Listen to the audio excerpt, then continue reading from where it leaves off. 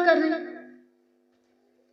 عبادت تو عبادت ہے نا، ساری باتوں میں عبادت ہونی چاہیے، ساری باتوں میں نظر آنا چاہیے کہ ہم اللہ کی بندگی کر رہے ہیں، اللہ کا حکم مان رہے ہیں. ہمارا اٹھنا بیٹھنا جاگنا سونا کھانا پینا چلنا اٹھنا ہر چیز اللہ کی بندگی میں ہونی چاہیے.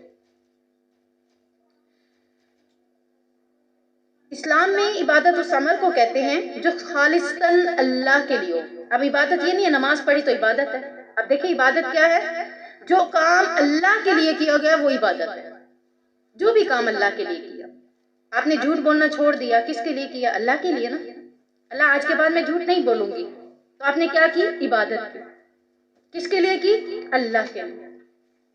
اگر آپ نماز پڑھتے ہیں کس کے لیے پڑھ رہے ہیں؟ امی کے کہنے پر پڑھ رہے ہیں، امی نے کہا پھر پڑھ رہے ہیں. پھر آپ عبادت اللہ کی نہیں کر رہے.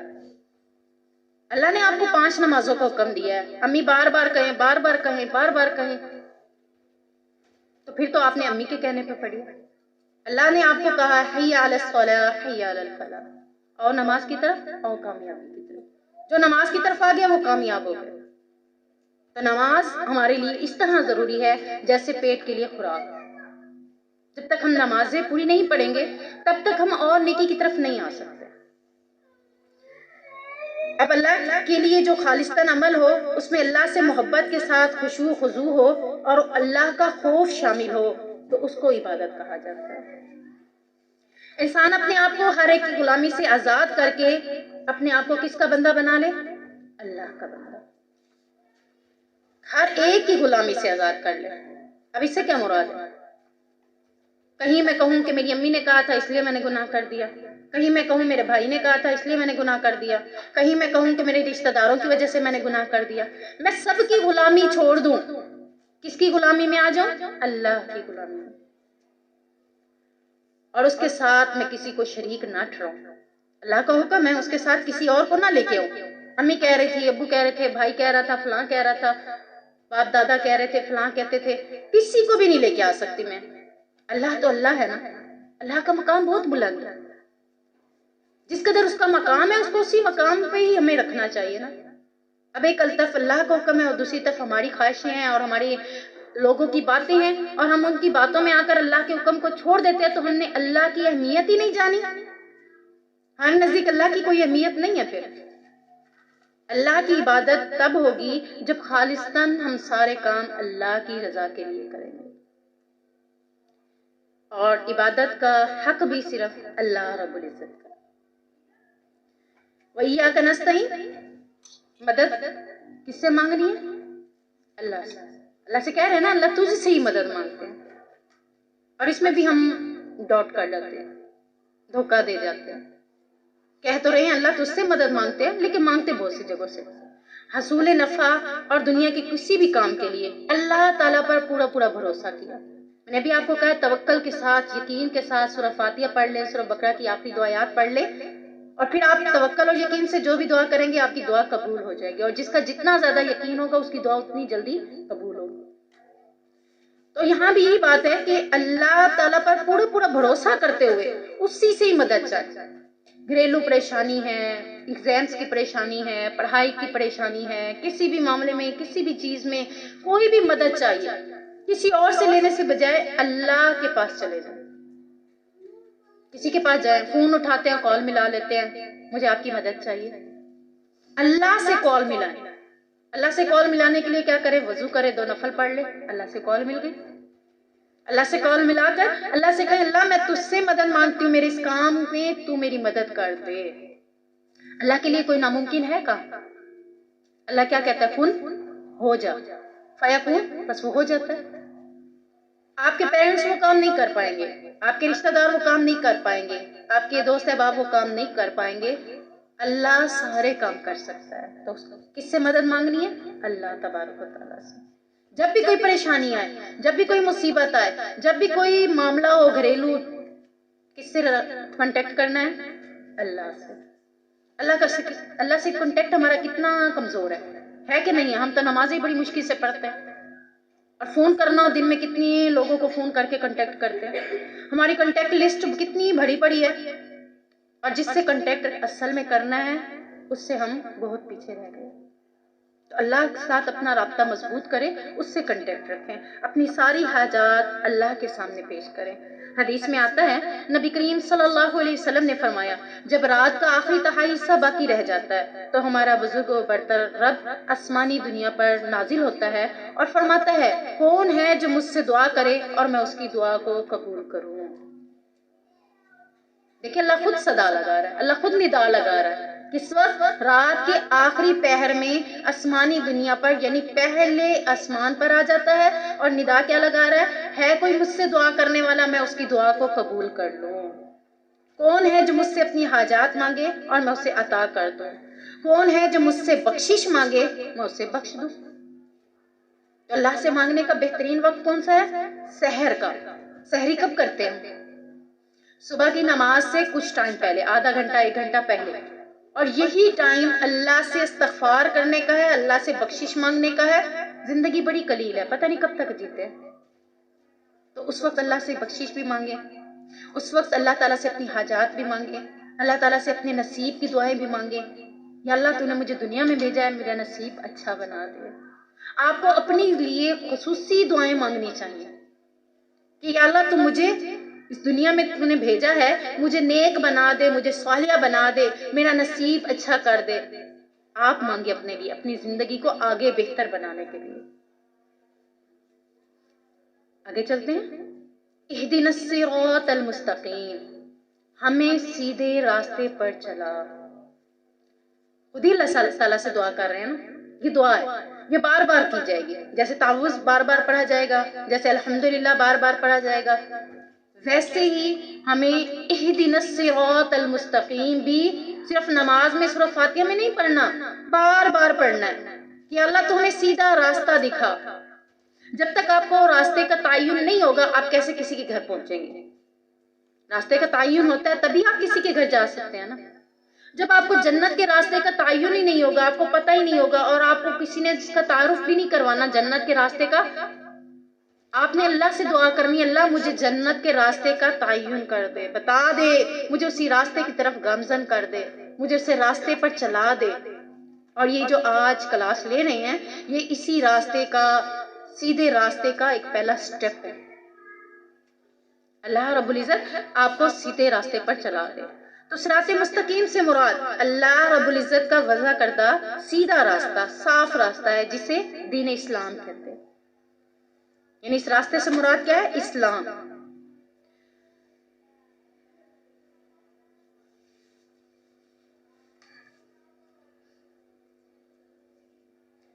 اب دین اسلام تو سیدھا راستہ ہے اور اس کا ایک اور ذریعہ کیا ہے؟ قرآن کریم اللہ کی کتاب ہے اور یہی اس کی مضبوط رسی ہے۔ ہم نے آیت پڑھی ہوئی ہے بہت سے لوگوں نے، وَاعْتَصِمُوا بِحَبْلِ اللَّهِ جَمِيعًا، اللہ کی رسی کو مضبوطی سے پکڑ لو۔ کون سی رسی ہے؟ کوئی لٹکی ہوئی نظر آ رہی ہے آسمان سے؟ نہیں۔ رسی کون سی ہے؟ یہ کتاب جو اللہ تعالیٰ نے دی ہے، یہ اللہ رب العزت کی ایک رسی ہے، اس کو کیا کرنا ہے؟ مضبوطی سے پکڑ لینا ہے، تھام لینا ہے، کہ یہی ہمیں جنت کا راستہ بتائے گا۔ یہی قرآن ہمیں جنت کی طرف رہنمائی کرے گا، ہمیں بتائے گا جنت کے راستہ کون سا ہے۔ نبی کریم صلی اللہ علیہ وسلم نے فرمایا اللہ تعالیٰ نے صراط مستقیم کی اس طرح مثال بیان کی ہے جیسے ایک راستہ ہو، اور سے سنیں مثال دی جا رہی ہے، جیسے ایک راستہ ہو اور اس کے دونوں طرف دیواریں ہوں، دونوں طرف دیواریں ہوں اور دیواروں میں کیا ہیں؟ کھلے دروازے، سٹیپ وائز جگہ جگہ دروازے بنے ہوئے اور ان دروازوں پر پردے لٹک رہے ہوں۔ راستے کے دروازے پر ایک پکارنے والا مقرر ہو جو یہ اعلان کر رہا ہو کہ اے لوگو تم سب سیدھے راستے پر چلو اور دائیں بائیں مت جھانکو۔ راستوں میں دائیں بائیں میں کیا ہے؟ دروازے ہیں اور دروازوں کے اوپر پردے لٹک رہے ہیں۔ اب اندر دیکھنے کے لیے، جھانکنے کے لیے ہمارا دل بھی کرے گا۔ پردے جو لٹکے ہوئے ہیں، بند تو نہیں ہے نا دروازہ۔ اب ہم ادھر جھانک لیں، ادھر جھانک لیں، ادھر ادھر جھانکیں گے تو سیدھے راستے سے بھٹک جائیں گے۔ جب کوئی ان میں سے کسی دروازے کو کھولنا چاہے تو وہ کہہ دے، یعنی راستے کے دروازے پر ایک پکارنے والا مقرر ہو جو یہ اعلان کر رہا ہو کہ اے لوگو تم سب سیدھے راستے پر چلو اور دائیں بائیں مت جھانکو، اور ایک پکارنے والا راستے کے وسط میں ہو، درمیان میں کھڑا ہو، جب کوئی ان میں سے کسی دروازے کو کھولنا چاہے تو وہ کہہ دے تجھ پر افسوس، اسے نہ کھولنا، اگر تو نے اسے کھول دیا تو اس میں داخل ہو جائے گا۔ اس مثال میں صراط یعنی راستے سے مراد کیا ہے؟ اسلام۔ سامنے سیدھا راستہ ہے، اس سے مراد کیا ہے؟ اسلام۔ دیواریں کون سی ہیں؟ حدود الہی، اللہ تعالیٰ نے حدیں مقرر کی ہیں، اس حد سے آگے نہیں بڑھنا، یہ کام آپ نے ایسے کرنا ہے۔ مثال کے طور پر مغرب کی 3 رکھتے ہیں فرض، 3 سے 4 پڑھ سکتے ہیں؟ نہیں پڑھ سکتے نا، اللہ تعالیٰ نے حد مقرر کی ہے 3 ہی پڑھنی۔ ایسے دین اسلام میں بہت سی باتوں کی حدیں مقرر ہیں، اس سے آگے نہیں بڑھ سکتے۔ اور یہ دیواریں جو ہم نے ابھی کہی ہیں کہ راستے میں ادھر ادھر دروازے ہیں، دیواریں ہیں، تو یہ دیواریں کیا ہیں؟ حدود الہی ہیں، اللہ کے حکم ہیں، اللہ کی قائم کی ہوئی حدیں ہیں۔ کھلے ہوئے دروازوں سے مراد اللہ تعالیٰ کی حرام کردہ چیزیں ہیں، احکام ہیں اللہ تعالیٰ کے، ان احکام کے اندر اللہ تعالیٰ نے حرام کردہ چیزیں بھی رکھ دی، ٹھیک ہے؟ اب حرام کردہ چیزیں ہیں، راستے کے دروازے پر پکارنے والا درمیان میں جو کھڑا ہے وہ کون ہے؟ قرآن کریم ہے۔ اور راستے کے دروازے پر جو دروازے پہ کھڑا آپ کو بلا رہا ہے سیدھے راستے پر آؤ، سیدھے راستے پر آؤ، وہ کون ہے؟ قرآن کریم ہے۔ اور وسط میں پکارنے والا اللہ تعالیٰ کا وہ خوف ہے جو ہر مسلمان کے دل میں ہوتا ہے۔ بات سمجھ آئی کہ اللہ تعالیٰ کی حدیں قائم کی ہوئی ہیں، اللہ تعالیٰ نے کی حدوں میں قائم کر دی، حدوں میں اپنے آپ کو اسی کے اندر رکھنا ہے۔ اگر آپ نے ادھر ادھر جھانکا، حرام کردہ چیزوں کی طرف گئے تو آپ کیا ہو جائیں گے؟ سیدھے راستے سے بھٹک جائیں گے۔ گانا سننا حرام، حرام ہے نا، اللہ کے احکام ہے، نہیں سننا۔ اب حرام ہے، اب ہم حرام کی طرف جھانک رہے ہیں تو پھر کیا ہوگا؟ ایک بار سن لوں، ایک بار سننے سے کیا ہوگا؟ دوسری بار سننے کو دل کرے گا، دوسری بار سن لوں گی تو تیسری بار سننے کو دل کرے گا۔ حرام میں جب میں ایک دفعہ پڑ گئی تو وہ آگے سے آگے بڑھتی چلی جاؤں گی۔ تو میں نے دروازوں میں، پردوں کے اوپر لٹکے ہوئے دروازوں میں جھانکنا نہیں ہے، حرام کردہ چیزوں کی طرف نظر نہیں کرنی، تب تو میں سیدھے راستے پر چلوں گی۔ اور میں ابھی جو کہہ رہی ہوں اہدنا الصراط المستقیم، تب میں پہنچ پاؤں گی۔ صراط الذین انعمت علیہم غیر المغضوب علیہم ولا الضالین۔ اللہ مجھے ان لوگوں کا راستہ دکھا جن پر تو نے انعام کیا۔ دعا کر رہی ہوں نا اللہ تعالیٰ سے، اللہ تعالیٰ مجھے ان لوگوں کا راستہ دکھا جن پر تو نے انعام کیا، جن پر نہ غصہ کیا گیا ہو اور نہ ہی وہ گمراہ ہو، انعام یافتہ لوگوں میں شامل کر دے۔ اب دیکھیں، اب اللہ سے دعا کر رہی ہوں تو صراط مستقیم پر چلا کر مجھے منزل مقصود پر پہنچا دے، یعنی اس آیت کو پچھلی آیت کے ساتھ جوڑیں گے۔ پیچھے ہم نے کہا صراط مستقیم پر چلا دے، اب صراط مستقیم پر کیوں چلا دے؟ صراط مستقیم پر چلا کر مجھے منزل مقصود پر پہنچا دے، یعنی سیدھے راستے پر چلاتے ہوئے مجھے جنت کی طرف گامزن کر دے۔ اب قرآن مجید نے جن پر انعام ہوا 4 قسم کے لوگوں کا ذکر کیا ہے۔ نمبر 1 نبیوں، نمبر 2 صدیقوں، نمبر 3 شہداء، نمبر 4 صالحین۔ قرآن نے انعام یافتہ لوگوں کا ذکر کرتے ہوئے ان 4 لوگوں کا ذکر کیا ہے۔ یا اللہ ہمیں انبیاء کے راستے پر چلا دے، صدیقین کے راستے پر چلا دے، شہداء کے راستے پر چلا دے، صالحین کے راستے پر چلا دے۔ ہم اللہ سے یہ دعا کر رہے ہیں، جب ہم کہتے ہیں نا صراط الذین انعمت علیہم، تو اس دعا کے اندر ہمارا اللہ سے مطالبہ کیا ہے؟ انبیاء کے راستے پر چلا دے، صدیقین کے راستے پر چلا دے، شہداء کے راستے پر چلا دے، اور صالحین لوگوں کے راستے پر چلا دے۔ اور جب ہم یہ مزید کہتے ہیں غیر المغضوب علیہم ولا الضالین، تو اس سے ہمیں کیا پتہ چل رہا ہے کہ جن پر نہ غصہ کیا گیا، یعنی مغضوب لوگ کون ہیں؟ جن پر اللہ تعالیٰ کا غصہ ہوا، اور اللہ کا غصہ کن پر ہوا؟ یہودیوں پہ۔ مغضوب کون ہے؟ یہودی۔ غصہ بھی اللہ کا کن پر ہوا؟ مغضوب لوگوں پر، یہودیوں پر۔ قرآن مجید میں بار بار ان پر غضب نازل کیا گیا، غصہ اللہ کا تھا، اللہ تعالیٰ نے ان پر غضب نازل کیا ہے۔ اور ضالین سے مراد کون ہے؟ عیسائی، یعنی یہ کون ہے؟ گمراہ کر دیے گئے تھے، سیدھے راستے سے بھٹکا دیے گئے تھے۔ تو اللہ تعالیٰ سے ہم کیا دعا کر رہے ہیں؟ اللہ تعالیٰ ہمیں سیدھے راستے سے بھٹکانا بھی نہیں ہے اور ہمارے اوپر غصہ بھی نہیں کرنا، یعنی ہمیں ان لوگوں میں سے نہ بنا جیسے یہود و نصارہ ہیں، عیسائی نصارہ، یہود و نصارہ میں سے ہمیں نہ بنا۔ ہمیں کن میں سے بنا؟ ذرا رپیٹ کریں، کن میں سے بنا؟ شہداء، انبیاء، صالحین، صدیقین۔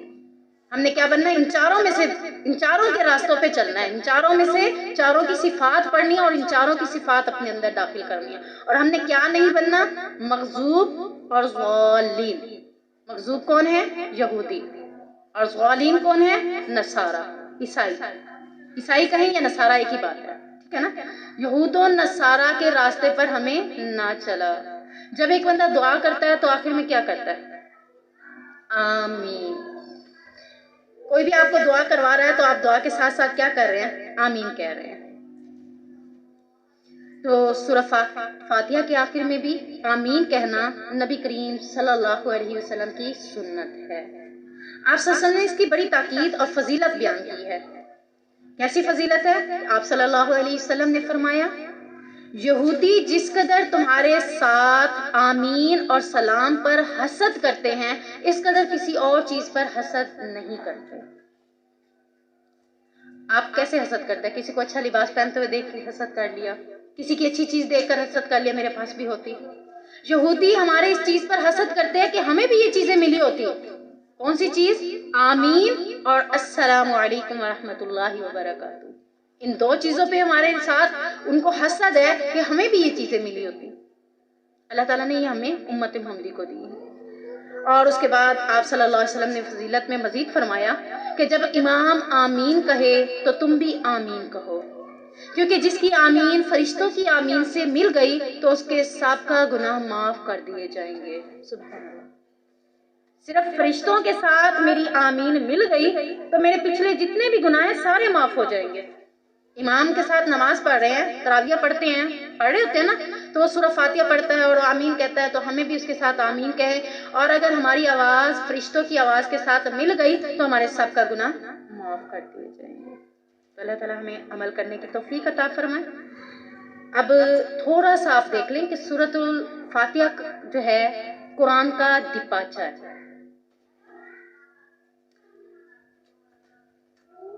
یعنی آپ یہ دیکھیں، آپ کوئی بک لیتے ہیں، بک سے پہلے دیپاچہ لکھا ہوتا ہے، بک کے بارے میں معلومات دی ہوتی ہے کہ اس بک میں کیا ہے کیا ہے کیا ہے۔ تو سورہ فاتحہ بھی قرآن کے بارے میں بتا رہی ہے کہ قرآن میں کیا کیا ہے۔ پہلی آیت میں اللہ کی حمد و ثنا کی تفسیر تھی، الحمدللہ رب العالمین۔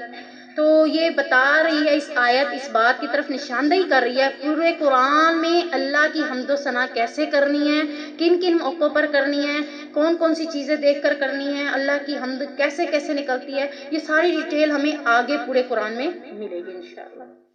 دوسری آیت میں ہے رحمان اور رحیم کا ذکر، اللہ کیسے رحمان ہے، کس کس طرح کے لوگوں پر رحمان ہے، کیسے رحیم ہے، کیسے اس کی رحمت اترتی ہے، یہ ساری باتیں آگے پوری ڈیٹیل سے، یہاں تو مختصر سی بات بتائی ہے نا، ڈیٹیل جو ہے وہ ساری پورے قرآن کے اندر ہے۔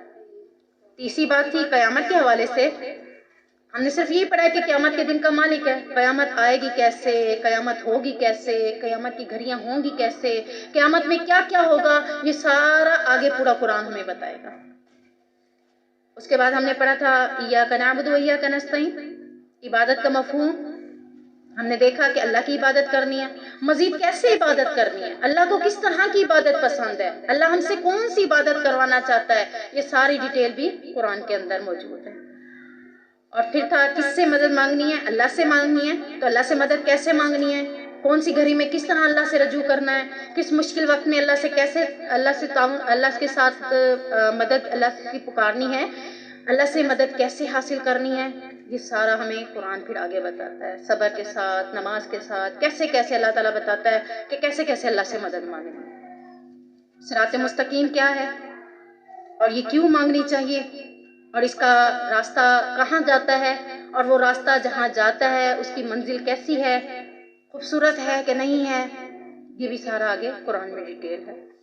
انعام یافتہ لوگ، اب ہم نے پڑھ تو لیا صدیقین، انبیاء، شہداء، صالحین ہیں، لیکن وہ کیا کر کے انبیاء بنے، کیا کر کے صدیقین بنے، کیا کر کے شہداء بنے، کیا کر کے صالحین بن گئے، کون سے عمل تھے ان کے، ان سارے عملوں کی ڈیٹیل بھی آگے ہمیں ملے گی۔ گمراہ کون ہیں اور انہوں نے کون سے کام کیے تھے؟ یہود و نصارہ نے، جن پر اللہ کا غصہ آیا، اللہ کی ناراضگی آئی، اللہ کا غضب آیا، اللہ نے ان کو گمراہ کر دیا۔ کن وجوہات پر؟ ہم بھی ایسے لوگوں سے بچنا چاہ رہے ہیں تو ہمیں پتہ ہونا چاہیے کہ کون کون سی ایسے کام ہیں جس کے کرنے سے وہ گمراہ ہو سکتا ہے یا جس کے کرنے سے اللہ کا غضب آ سکتا ہے، تو انشاءاللہ یہ آگے پورا قرآن ہمیں بتائے گا۔ تو اس لیے اس سورت کو صرف دیپاچہ کہا جائے، یعنی ٹریلر بھی کہہ سکتے ہیں، ٹھیک ہے؟ ٹریلر کا پتہ ہے؟ کس کس کو پتہ ہے ٹریلر کا؟ آپ کو پتہ ہے؟ بتائیں۔ تھوڑا بہت دکھا دیتے ہیں، جیسے آپ مووی، ڈرامہ، انہوں نے ادھر ہی سے دیکھا ہوا ہے اس لیے انہیں سمجھ آ گئی تھی۔ مووی یا ڈرامہ کوئی ریئل کرنا ہوتا ہے، انہوں نے چلانا ہوتا ہے تو اس سے پہلے وہ تھوڑا سا ٹریلر دکھا رہے ہوتے ہیں کہ یہ ڈرامہ آ رہا ہے، اس میں ایسے ایسے ہوگا، تجسس پیدا کرنے کے لیے۔ وہ تجسس پیدا کرتا ہے نا، پھر دل میں آتا ہے میں بھی یہ ڈرامہ دیکھوں گی، میں بھی یہ فلم دیکھوں گی، لگا اچھی رہی ہے، ٹریلر سے ہی پتہ چل جاتا ہے۔ آپ نے سورۃ فاتحہ کا ٹریلر دیکھا ہے نا، پتہ چل رہا ہے سورہ قرآن میں کیا کچھ۔ اللہ تعالیٰ ہمارے دل میں یہ بھی تجسس ڈالے، یہ شوق پیدا کرے کہ ہم بھی دیکھ پائیں کہ قرآن میں آگے اللہ تعالیٰ اس کے بارے میں کیا کیا بتا رہا ہے۔ اللہ تعالیٰ ہمیں عمل کرنے کی توفیق عطا فرمائے۔ وآخر دعوانا الحمد للہ رب العالمین۔